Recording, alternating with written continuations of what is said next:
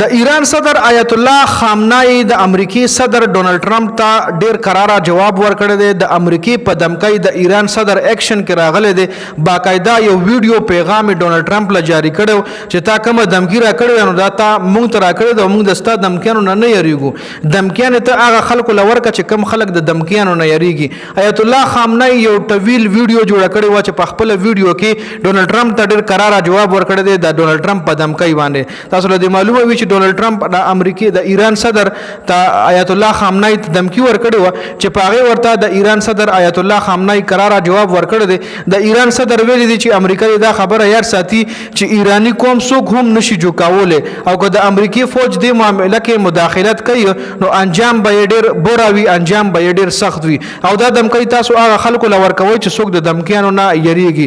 د ایران قوم د بهادرۍ مظاهره وکړه او د جنگ خلاف مضبوطی سره کلک ولاړ دي. او کم خلک چې ایران او د ایران قوم تاریخ پیژني نو هغه ایران ته دمکی نه ورکوي ځکه د ایران قوم دمکی نه یریږي. او د امریکای فوج د یار ساتي که امریکای فوج په دې جنگ کې مداخلت وکړو نو انجام به ډیر سخت وي، انجام به ډیر بوراوي. لکه د ایران چې کوم صدر دی ډیر سخت الفاظو کې د امریکای صدر ډونالد ټرمپ له قراره جواب ورکړ، ډیر غوسه کې ولا جواب ورکړ دی. د ایران صدر مزید ویلي دي چې څو وخت اسرائیل احمقانه حمله کوله نو هغه وخت مونږ امریکا سره بلواسطه مذاکرات کولو، هغه وخت مونږ مذاکراتو کې مصروف وو. نو ایران هغه وخت کې څه خاص ردی عمل پیش نکړو.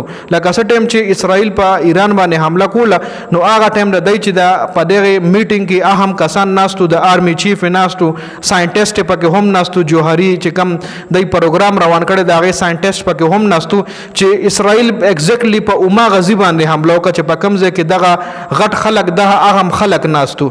نو بیا ایران وی چې څنګه اسرائیل له څنګه پته ولګی چې موږ دې ځکه ناس جو ټیک زموږ په دې ملک کې څوک نه څوک جاسوس شته چې بیا غي اپریشن شروع کو جاسوسان غیر کله وغی له کړي سزا ورکا 500 کل جاسوسان ډیر ګڼ تعداد کې بیا ایران غیر کل وغی له کړي سزا ورکړه خد مطلب پاسکړي پکې هم دي.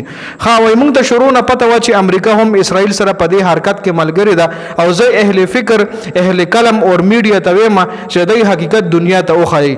ایران صدر وی چې اسرائیل حمله کول غټه غلطی کړې ده او جرم یې کړی دی او د دې جرم سزا به مونږه اسرائیل ته ضرور ورکو.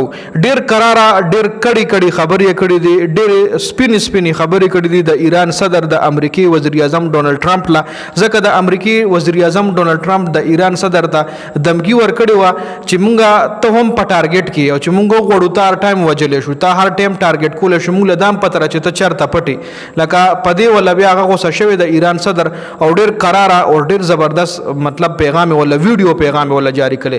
ډونالد ټرمپ خو ټویټونه کوي او د باقاعده ویډیو پیغام ولا جاری کو ټولي دنیا ته هغه ویډیو پیغام ولګولو. نو خیر دا اپډیټس په دې ویډیو کې د ویډیو کتلو زیاته مننه. والسلام.